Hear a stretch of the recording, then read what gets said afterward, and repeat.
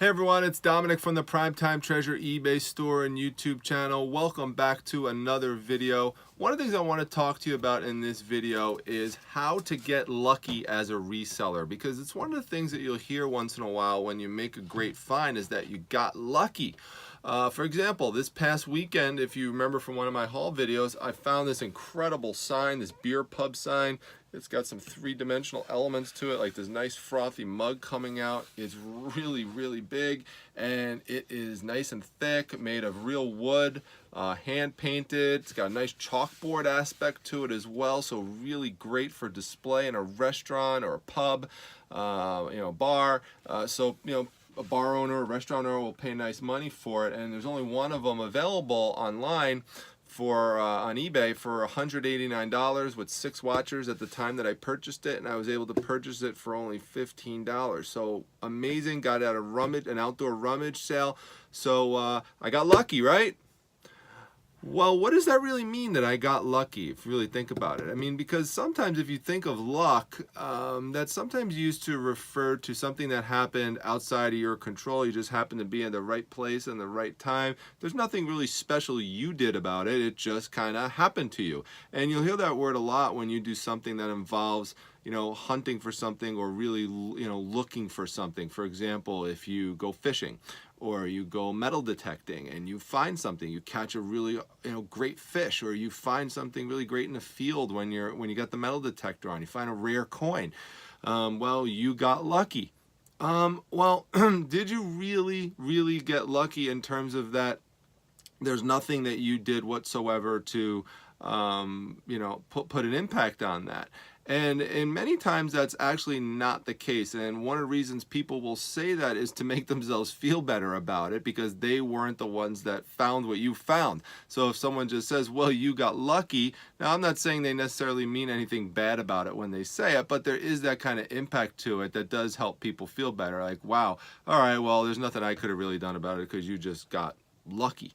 So talk to you about how you could put yourselves in situations where you can find things like this, and you could increase the chances that you will find something that is of considerable value, which is obviously not sitting there at every single sale. Like every time a fisherman puts a hook in the water, he's not going to catch a giant fish, or every time someone goes out metal detecting, the person is not going to always find that rare coin. Sometimes they will. Sometimes they will catch that big fish. Sometimes they will get that, awesome rare item at a garage sale or an estate sale. But it's just not going to happen most of the time. So how do you increase the chances that it's going to happen? Well, lots of things that you can do. One, do your research ahead of time, okay? Scout out the areas where there's potential sales. Look them up on the classified section. Look them up on Craigslist. If there's pictures made available, and for many of these ads there are, scout through them and look to see if you see a diamond in the rough peeking out in the background. Maybe you see in the picture there's just this little thing that kind of looks like this, and it says family beast, and there's bubbles coming out, and you say, wait a minute, that might be some kind of bar sign. It's kind of like that. So you say, wow, I want to go to that sale because that might be there. I've had things like that happen to me before, and sure enough, I go there and I look for the room where an item like that's in, and I get it. So was that luck? Not really, because I did research and I scouted it out and I saw it was there, and now I was fortunate it was available when I got there. That's true, but there was something I did to help impact that. Another thing that you want to do is plan out a route.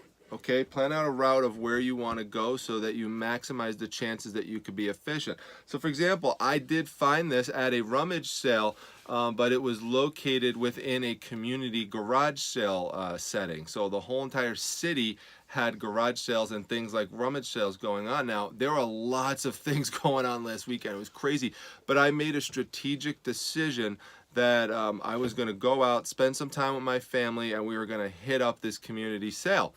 And so that was a strategic decision on my part that led to me finding this. Another thing that we did was woke up early.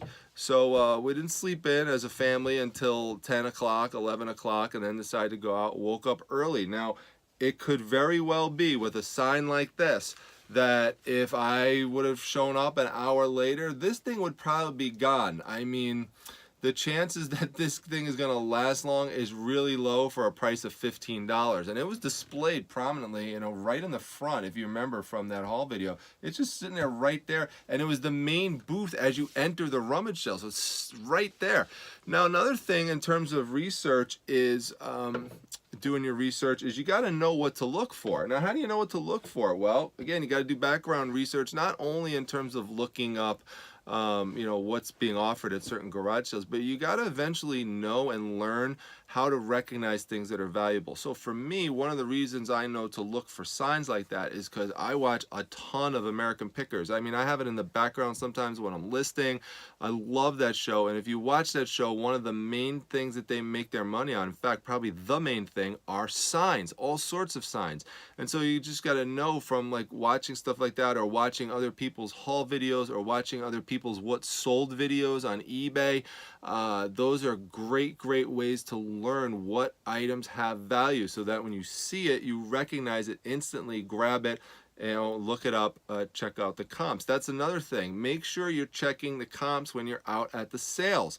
So I did that instantly. I just typed in Family Bistro bar pub sign and identified that easily, was able to recognize that it was something of value. That helps you recognize when things are of value that you want to pick up, but also helps you eliminate things that are not of value, even though they might look like they'd be something that would sell. They don't. So waking up early and continuing to persist is another thing.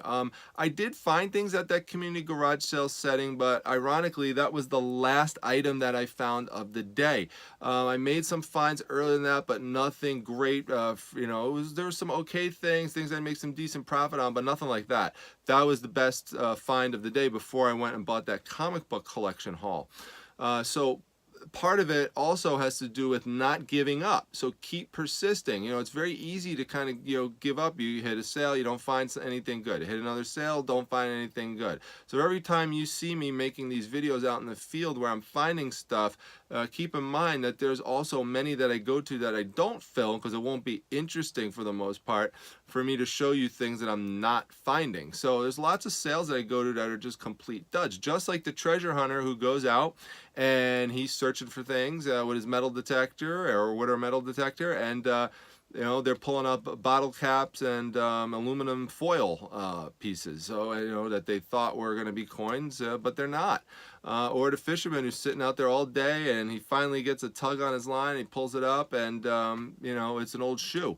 So you know, things like that are going to happen. You got to realize that going out there, but you can't give up. You have to keep persisting. In fact, I remember once when I was a kid, I went out fishing with my dad, and we didn't find anything all day, and we're about to leave, and he's like, all right, come on, let's just go. And I said, just one more time, just let me throw it in one more time. So he's like, all right. So I throw it in, and sure enough, pulled out a sunfish. Now this is after like sitting there for 6 hours, not finding anything, getting false leads the whole time. It was the best feeling. It was the last find of the day.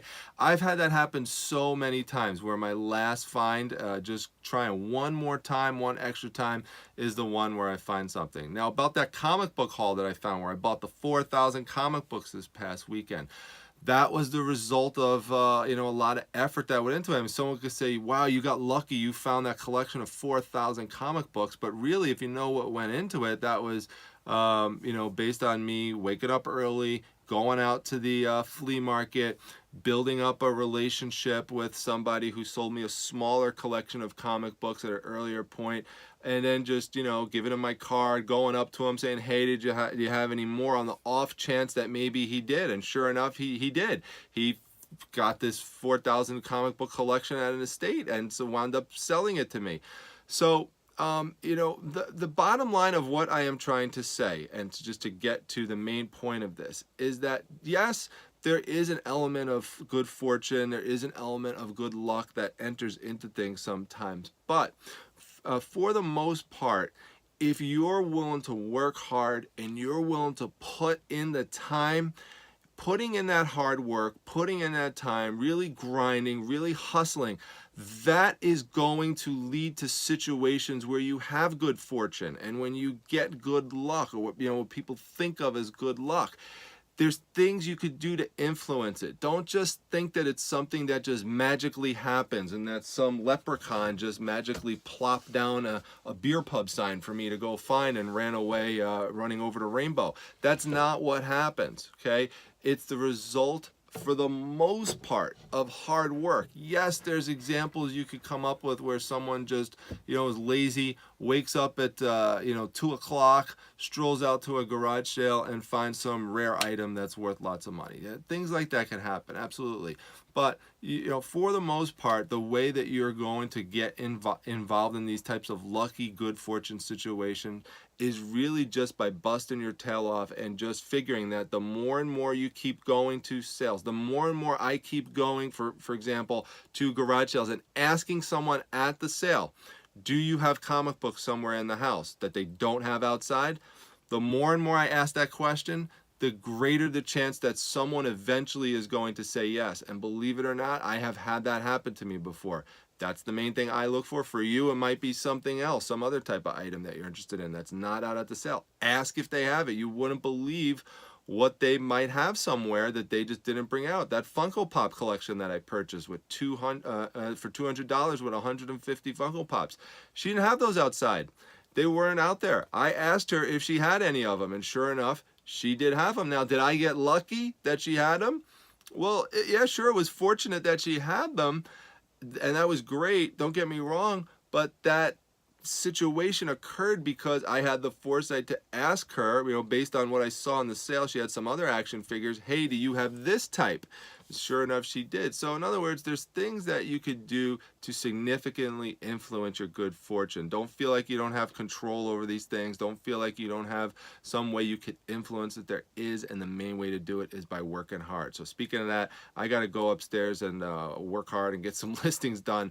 So I hope you enjoyed this video, and you think of that the next time you get into a situation where you find something. Don't just think it was all just something that you didn't have any control on, because most of the time, if you worked hard, that's what led to you to make that great find. I'll see everyone at the next video. If you like this video, make sure you hit the like button. Also subscribe if you are enjoying these videos but have not done so yet. The treasure chest is up at the end, and you'll see it up top. Just click that. That will get you to be a subscriber, so you'll get notifications that new videos are out. The other thing I'd love you to do is to come by and join my Facebook group, the Facebook Reselling Resource Center. The link to that is down below, so just click that, click join, and that will let you go in. By the way, when I say click join and if everything looks okay with your profile, I'll let you in. What that basically means is don't submit a join request to get into the group if you're there, if your profile picture is that you're giving someone the middle finger, or you are holding up a sign with curse words. I'm not letting you in the group if you look like that, okay? So this is a positive group, and I don't want, people coming in that are gonna cause problems, and so I will use stuff like that to just, decline a request. But for the most part, 99.9% of the time, that's not the case. So chances are, if you submit a join request, you'll get in. If not, there's something wrong with your profile somewhere that caused me to not let you in. So take a look at that and start rethinking things on social media. That's pretty much it. If you have a comment or question, let me know, and I will see you at the next video. Thanks, everyone.